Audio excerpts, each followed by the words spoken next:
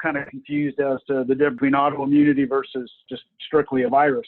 Yeah, so there's multiple things going on here. So you can have both autoimmunity and the virus. So when you have something like fibromyalgia or like arthritis, that's basically chronic inflammation that's because of the autoimmunity. And that's what this plant, it wipes out all the inflammation, but also it gives your body the tools that it needs to repair itself. So it gives you the tools to optimize your immune system to fight off the virus. I tested positive for the Epstein-Barr virus. One of them said I had Lyme disease. The other one has diagnosed the fibromyalgia. And then the infectious disease doctor with the chronic fatigue syndrome. You do have viral infections that's causing inflammation. You have so many different things going on. But what we're working on is actually repairing your cells, your immune system. So it has the ability to be able to fight the virus, but as well as it reverses inflammation that's causing you to have all these symptoms.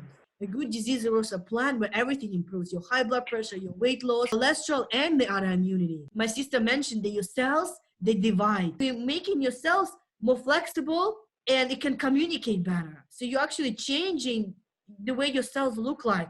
That's why it's very exciting. It works because it works by science, right? And then the results also speak for themselves. Okay. Sounds good. Thanks.